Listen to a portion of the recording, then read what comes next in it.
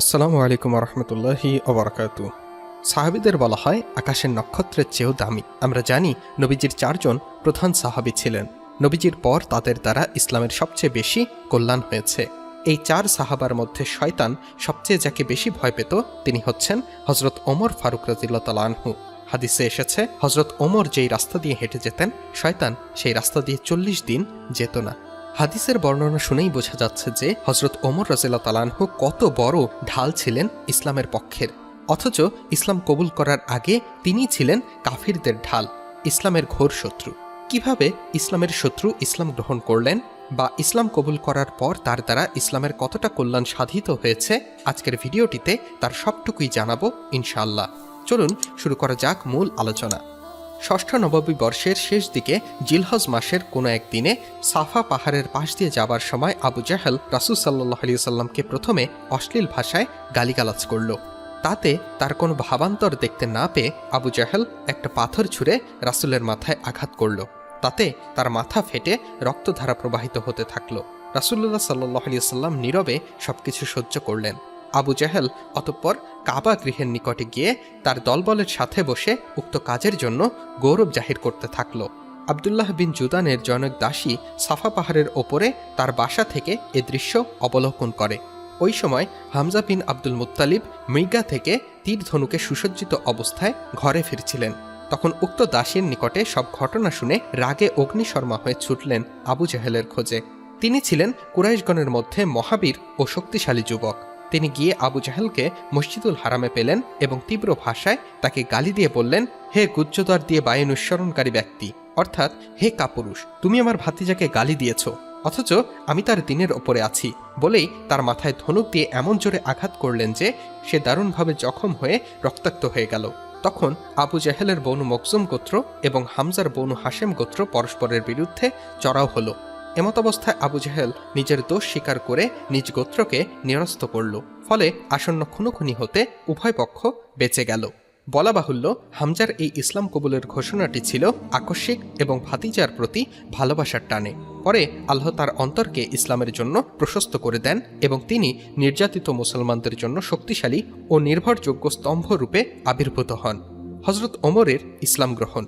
হামজার ইসলাম গ্রহণের মাত্র 3 দিনের পরই আল্লাহর অপার অনুগ্রহে আরেকজন কুরাইশ বীর ওমর ইবনুল খাত্তাম আকস্মিকভাবে মুসলমান হয়ে যান। অবশ্য এটি ছিল রাসূলের বিশেষ দোয়ার ফসল। কেননা তিনি খাসভাবে দোয়া করেছিলেন যে, হে আল্লাহ, ওমর ইবনুল খাত্তাব অথবা ওমর ইবনু হিশাম অর্থাৎ আবু জাহেল এই দুজনের মধ্যে তোমার নিকটে যিনি অধিকতর প্রিয় তার মাধ্যমে তুমি ইসলামকে শক্তিশালী করো।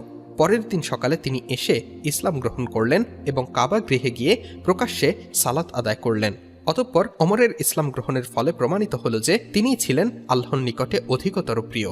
ওমর ছিলেন অত্যন্ত কঠোর প্রকৃতির মানুষ এবং পিতৃধর্মের প্রতি অন্ধ আবেগ পোষণকারী। একই কারণে তিনি ছিলেন ইসলামের একজন বিপজ্জনক শত্রু। সে কারণেই একদিন তিনি রাসূল সাল্লাল্লাহু আলাইহি সাল্লামকে হত্যা করার উদ্দেশ্যে তরবারি নিয়ে রওনা হলেন। পথিমধ্যে নুয়াইম বিন আবদুল্লাহের সঙ্গে দেখা হলো, যিনি তার ইসলাম গোপন রেখেছিলেন।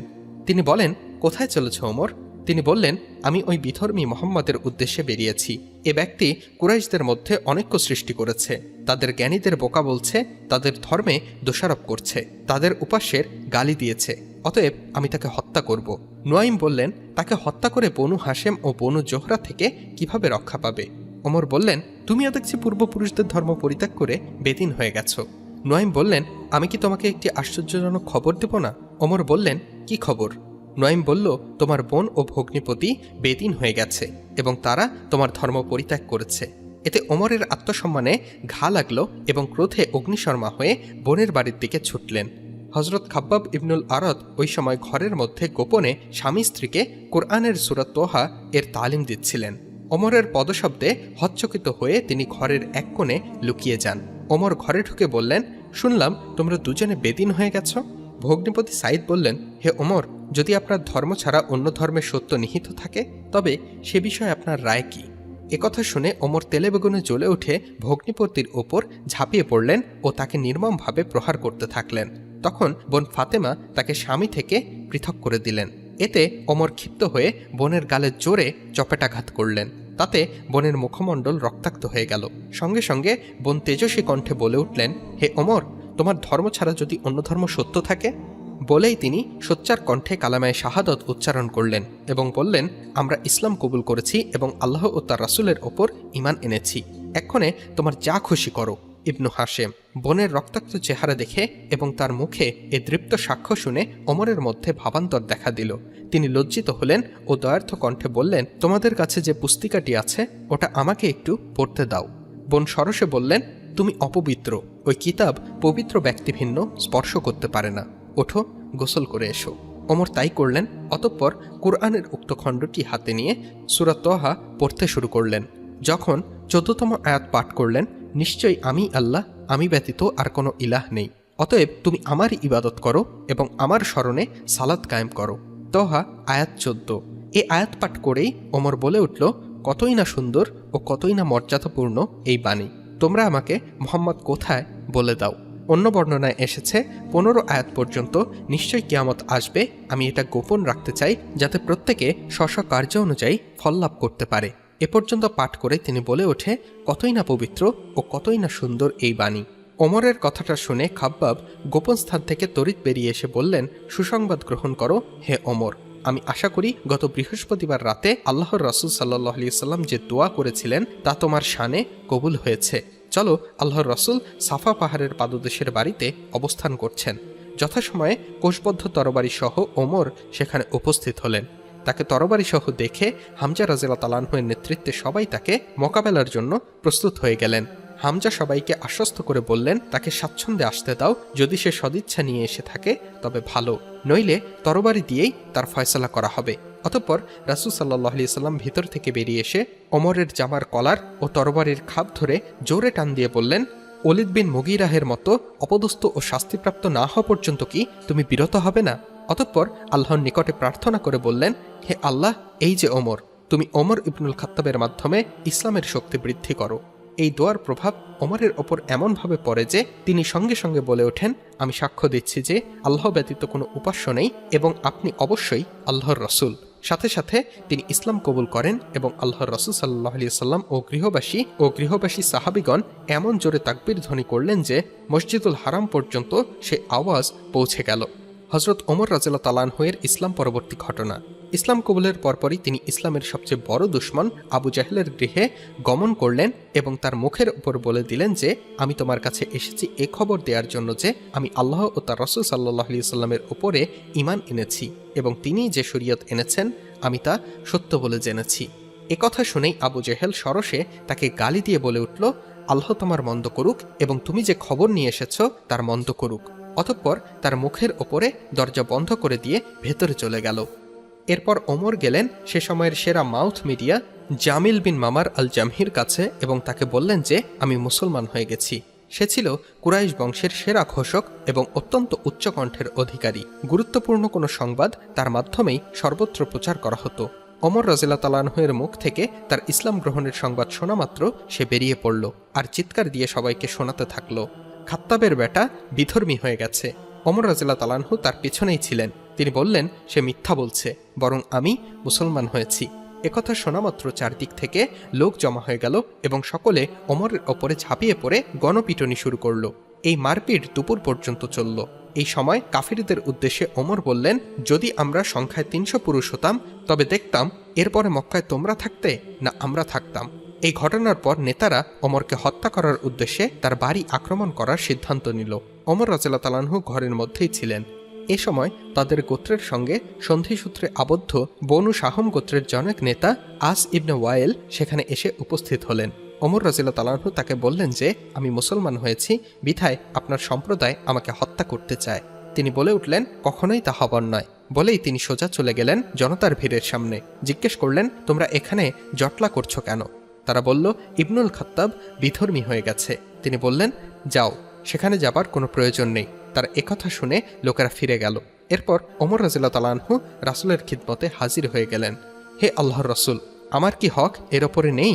তিনি বললেন, হ্যাঁ, যার হাতে আমার জীবন তার কসম করে বলছি, নিশ্চয়ই তোমরা সত্যের ওপরে আছো, যদি তোমরা মৃত্যুবরণ করো কিংবা জীবিত থাকো। তখন ওমর বললেন, তাহলে লুকিয়ে থাকার কি প্রয়োজন? যিনি আপনাকে সত্য সহকারে প্রেরণ করেছেন তার কসম করে বলছি, অবশ্যই আমরা প্রকাশ্যে বের হব। অতঃপর রাসূলকে মাঝখানে রেখে দুই সারির মাথায় ওমর ও হামজার নেতৃত্বে মুসলমানগণ প্রকাশ্যে মিছিল সহকারে মসজিদুল হারামে উপস্থিত হলেন। এই সময় দূরে দণ্ডায়মান কুরাইশ নেতৃবৃন্দ ও জনতাকে সাক্ষ্য করে ওমর রাদিয়াল্লাহু তাআলা আনহু যে কবিতা পাঠ করেছিলেন তা ছিল নিম্নরূপ। ওমর রাদিয়াল্লাহু তাআলা আনহু বলেন, এই দিন আমাকে ও হামজাকে মুসলমানদের মিছিলের পুরো ভাগে দেখে কুরাইশ নেতারা যত বেশি আঘাতপ্রাপ্ত হয়েছিল, এমন আঘাত তারা কখনোই পায়নি। রাসূল সাল্লাল্লাহু আলাইহি ওয়াসাল্লাম এদিনই ওমর রাদিয়াল্লাহু তাআলা আনহুকে ফারুক বা হক ও বাতিলের পার্থক্যকারী উপাধি দান করেন। আব্দুল্লাহ ইবনে মাসুদ রাদিয়াল্লাহু তাআলা আনহু বলেন, ওমর ইসলাম গ্রহণের আগ পর্যন্ত আমরা কাবা গৃহের নিকটে সালাত আদায়ে সক্ষম হইনি। তিনি আরও বলেন, ওমরের ইসলাম গ্রহণের পর থেকে আমরা সর্বদা শক্তিশালী ছিলাম। সুহাইব রুমি রাদিয়াল্লাহু তাআলা আনহু বলেন, ওমর ইসলাম গ্রহণের পর ইসলাম প্রকাশ্যে রূপ লাভ করে, মানুষকে প্রকাশ্যে ইসলামের দিকে আহ্বান জানানো সম্ভব হয়। আমরা গোলাকার হয়ে কাবা গৃহের পাশে বসতে পারতাম এবং তাওয়াফ করতে পারতাম।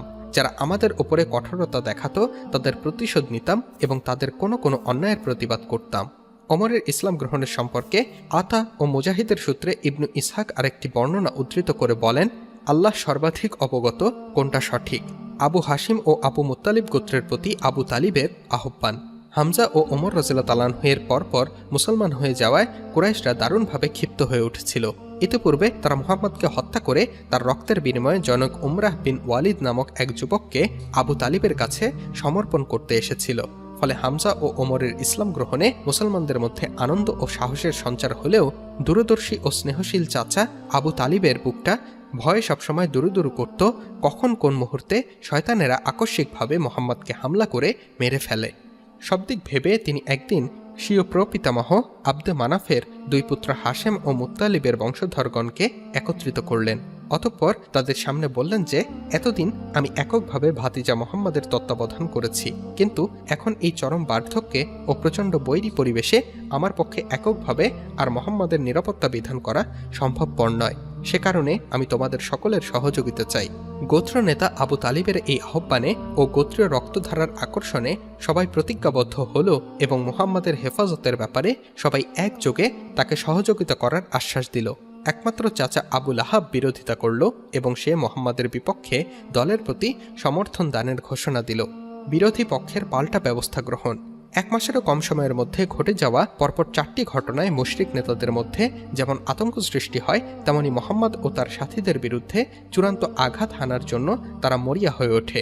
কারণগুলি ছিল যথাক্রমে মুহাম্মদকে প্রদত্ত লোভনীয় প্রস্তাবসমূহ নাকচ হওয়া, অতঃপর উভয় দলের ধর্মীয় আচার অনুষ্ঠানাদির কিছু গ্রহণ ও কিছু বর্জনের আপোষ প্রস্তাব প্রত্যাখ্যান হওয়া, হামজার ইসলাম গ্রহণ ও সরাসরি আবু জাহেলের ওপরে হামলা করা, ওমরের ইসলাম গ্রহণ ও সরাসরি আবু জাহেলের বাড়িতে গিয়ে তার মুখের ওপর তার ইসলাম গ্রহণের সংবাদ দেয়া, অতঃপর মুসলমানদের মিছিল করে সর্বপ্রথম মসজিদুল হারামে আগমন ও প্রকাশ্যে ধর্মীয় বিধিবিধানসমূহ পালন শুরু করা, এবং সবশেষে আবু তালিবের আহ্বানে সাড়া দিয়ে বনু হাশেম ও বনু মুত্তালিবের মুসলিম ও কাফির সকলের পক্ষ হতে মুহাম্মদকে সর্বাত্মক সহযোগিতা দানের অঙ্গীকার ঘোষণা করা।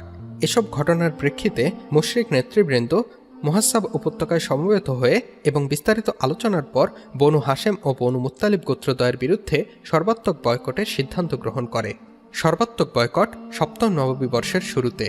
সিদ্ধান্ত মোতাবেক সকলে এই মর্মে প্রতিজ্ঞা গ্রহণ করে যে বনু হাশেম ও বনু মুত্তালিবের সাথে বিয়ে শাদী বন্ধ থাকবে, তাদের সাথে ব্যবসায়িক সম্পর্ক ও যাবতীয় লেনদেন বন্ধ থাকবে, তাদের সাথে ওঠা বসা, মেলামেশা, কথাবার্তা ও তাদের বাড়িতে যাওয়া বন্ধ থাকবে যতদিন না তারা মুহাম্মদকে হত্যার জন্য তাদের হাতে তুলে দেবে।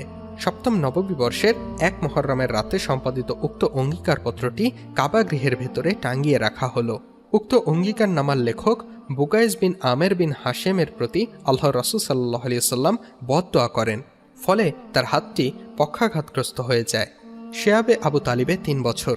উপরোক্ত অন্যায় চুক্তি সম্পাদনের ফলে বনু হাশেম ও বনু মুত্তালিব উভয় গোত্রের আবাল বৃদ্ধ বনিতা নিদারুণ কষ্টের সম্মুখীন হল। সঞ্চিত খাদ্যশস্য ফুরিয়ে গেলে তাদের অবস্থা চরমে ওঠে, ফলে তারা গাছের ছাল পাতা খেয়ে জীবন ধারণে বাধ্য হয়। নারী ও শিশুরা ক্ষুধার তৃষ্ণায় উচ্চস্বরে ক্রন্দন করত। তাদের ক্রন্দন ধ্বনি গিরি সংকটের বাইরের লোকেরা শুনতে পেত, ফলে কেউ কেউ অতি সঙ্গোপনে তাদের কাছে খাদ্য পৌঁছত। একবার হাকিম বিন হেজাম স্বীয় ফুফু খাদিজা রাদিয়াল্লাহু তাআলা আনহার নিকটে গম পৌঁছাতে গিয়ে আবু জাহেলের হাতে ধরা পড়ে যান, কিন্তু আবুল বুখতারির হস্তক্ষেপে অবশেষে সমর্থ হন। হারামের 4 মাস ব্যতীত অবরুদ্ধ গোত্রদ্বয়ের লোকেরা বের হতে পারত না।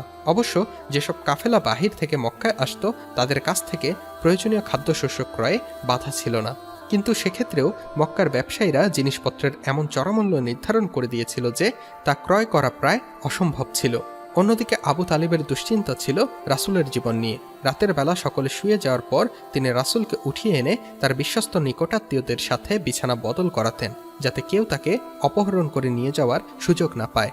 উক্ত কঠোর অবরোধ চলাকালীন সময়েও হজের মৌসুমে রাসূল সাল্লাল্লাহু আলাইহি সাল্লাম বহির্দেশ থেকে আগত কাফেলা সমূহের তাঁবুতে গিয়ে তাওহীদের দাওয়াত দিতেন। ওদিকে আবু লাহাব তার পিছে পিছে গিয়ে লোকদেরকে তার কথা না শোনার জন্য বলতো। অঙ্গীকারনামা ছিন্ন ও বয়কটের সমাপ্তি। প্রায় 3 বছর পূর্ণ হতে চলল। ইতোমধ্যে মুশরিকদের মধ্যে অসন্তোষ ও দ্বিধা বিভক্তি প্রকাশ্যে রূপ নিল। যারা এই অন্যায় চুক্তিনামার বিরোধী ছিল তারা ক্রমেই সংগঠিত হতে থাকল। বনু আমের বিন লুয়াই গোত্রের হেশাম বিন আমরের উদ্যোগে জোহায়ের বিন আবি উমাইয়া ও মতিম বিন আদি সহ 5 জন নেতৃস্থানীয় ব্যক্তি হাজন নামক স্থানে বসে এ ব্যাপারে একমত হন এবং তাদের পক্ষে জোহায়ের কাবা গৃহ তওয়াফ শেষে প্রথমে সরাসরি আবু জাহেলের মুখের ওপর উক্ত চুক্তিনামা ছিঁড়ে ফেলার হুমকি দেন। সাথে সাথে বাকি 4 জন পরপর তাকে সমর্থন দেন। আবু জাহেল বলল, বুঝেছি, তোমরা রাতের বেলা অনর্থ পরামর্শ করেই এসেছ। ওই সময় আবু তালিব কাবা চত্বরে হাজির হলেন। তিনি কুরাইশ নেতাদের উদ্দেশ্য করে বললেন, আল্লাহ তার রাসূলকে তোমাদের চুক্তিনামা সম্পর্কে অবহিত করেছেন যে আল্লাহ ওই অঙ্গীকারপত্রের ওপরে কিছু কীট প্রেরণ করেছেন। অতঃপর তারা এর মাধ্যমে যাবতীয় অন্যায়, বয়কট ও অত্যাচারমূলক কথাগুলো খেয়ে ফেলেছে। তারপর আবু তালেব নেতৃবৃন্দকে উদ্দেশ্য করে বললেন, যদি তার কথা মিথ্যা প্রমাণিত হয় তাহলে তোমাদের ও তার মধ্য থেকে আমরা সরে দাঁড়াবো, আর যদি তার কথা সত্য প্রমাণিত হয় তাহলে তোমরা তোমাদের প্রতি বয়কট ও জুলুম থেকে ফিরে যাবে। আবু তালিবের এই সুন্দর প্রস্তাবে সকলে সমস্বরে বলে উঠল, আপনি ইনসাফের কথাই বলেছেন। ওদিকে আবু জেহেল ও মতিম এবং অন্যান্যদের মধ্যে বাকযুদ্ধের শেষ পর্যায়ে মতিম বিন আদি কাবা গৃহে প্রবেশ করে অঙ্গীকারনামাটি ছিঁড়ে ফেলার উদ্দেশ্যে বাইরে নিয়ে এলো। দেখা গেল যে সত্য সত্যই তার সব লেখাই পোকায় খেয়ে ফেলেছে, কেবলমাত্র বিসমিকা আল্লাহুম্মা অর্থাৎ আল্লাহ তোমার নামে শুরু করছি বাক্যটি এবং অন্যান্য স্থানের আল্লাহ নামগুলি ব্যতীত। এভাবে আবু তালিবের মাধ্যমে প্রেরিত রাসূলের প্রাপ্ত ওহির সংবাদ সত্যে পরিণত হল। কুরাইশ নেতারা অবাক বিষয়ে তা অবলোকন করল। অতঃপর অঙ্গীকারনামাটি মতিম সর্বসমক্ষে ছিঁড়ে ফেললেন এবং এভাবে যথারীতি বয়কটের অবসান ঘটল ঠিক 3 বছরের মাথায় 10ম নববী বর্ষের মুহররম মাসে। নবুয়তের এই ধরনের চাক্ষুষ প্রমাণ দেখেও মুখ ফিরিয়ে নেওয়ার অহংকারী প্রবণতার প্রতি ইঙ্গিত করে আল্লাহ বলেন, আর যদি তারা কোনো নিদর্শন দেখে তখন তারা এড়িয়ে যায় আর বলে এসব চলমান জাদু বই কিছু নয়। কমর 54:2। বলা বাহুল্য, সকল যুগের হটকারী নাস্তিক ও মুনাফিকের চরিত্র একই রূপ। শিক্ষণীয় বিষয়সমূহ ইসলামী আন্দোলনের সফলতার জন্য অনেক সময় অমুসলিম শক্তি সহায়তা করে থাকে। বনু হাশেম ও বনু মুত্তালিবের অতুলনীয় সহযোগিতা ও সহমর্মিতা তার প্রকৃষ্ট উদাহরণ। হাবশার বাদশাহ নাজ্জাশীর সহযোগিতার কথাও এখানে ধর্তব্য। আল্লাহ এভাবেই তার দিনকে অনেক সময় তার বিরোধীদের মাধ্যমে বিজয়ী করে থাকেন। ইসলাম প্রতিষ্ঠার পথ যে কুসুমাস্তীর্ণ নয়, বরং অনেক সময় সামগ্রিক মুসিবতের সম্মুখীন হতে হয়। কুরাইশদের সর্বাত্মক বয়কট তার প্রকৃষ্ট উদাহরণ। নেতৃবৃন্দের আদর্শিক দৃঢ়তা ও সত্যের প্রতি অবিচল আস্থাই অন্যদের শ্রদ্ধা আকর্ষণে সমর্থ হয়। রাসূল ও মুসলমানদের প্রতি আবু তালেব ও অন্যদের দৃঢ় সমর্থনের পিছনে রক্ত সম্পর্ক ছাড়াও এটাও ছিল অন্যতম প্রধান কারণ। এমনকি আবু জাহেল পক্ষের লোকদের অনেকে মুসলমানদের প্রতি আকৃষ্ট ছিল এবং বয়কটকালে গোপনে তাদের নিকটে খাদ্য পানীয় পৌঁছত। হাকিম বিন হেজাম, আবুল বুখতারি, হেশাম বিন আমর এবং অবশেষে জোহায়ের ও মতিম বিন আদি প্রমুখের প্রকাশ্য আচরণে যার প্রমাণ মেলে। এভাবেই কাফির থেকে ইসলামের ছায়াতলে আসেন হযরত ওমর রাদিয়াল্লাহু তাআলা আনহু। যখন তিনি কাফির ছিলেন তার কারণেই কাফিররা মূলত শক্তিশালী ছিলেন। আবার তিনি যখন কালিমা পড়ে মুসলিম হয়ে গেলেন তখন ইসলামের পক্ষের মানুষদের শক্তি বেড়ে গেল। হযরত ওমর রাদিয়াল্লাহু তাআলা আনহুর দ্বারা ইসলামের যা ভালাই হয়েছে, কিয়ামত পর্যন্ত কারো দ্বারা ইসলামের এত কল্যাণ সাধিত হবে না। হযরত মুহাম্মদ সাল্লাল্লাহু আলাইহি সাল্লাম তো আর এমনি এমনি বলেননি, আনা খাতামুন নবিয়্যিন লা নাবিয়্যা বা'দ, অর্থাৎ নবীজি বলেছেন, আমি শেষ নবী, আমার পর আর কোনো নবী আসবে না। তবে আমার পরে যদি কেউ নবী হতো, হযরত ওমর রাদিয়াল্লাহু তাআলা আনহু নবী হয়ে যেত। সুবহানাল্লাহ। তার মানে নবী হওয়ার সকল যোগ্যতা আল্লাহ তাআলা হযরত ওমর রাদিয়াল্লাহু তাআলা আনহুকে দান করেছিলেন। আল্লাহ তাআলা আমাদের নবীজির দেখানো পথে ও সোনালী দিনের সোনালী মানুষ তথা সাহাবায়ে কেরামগণের অনুসরণ করার তৌফিক দান করুন, আমিন। আপনারা পরবর্তী কার জীবন নিয়ে ভিডিও দেখতে চান আমাদের কমেন্ট বক্সে জানাতে পারেন। আমরা আপনাদের কথা রাখার চেষ্টা করব ইনশাল্লাহ। আল্লাহ হাফেজ।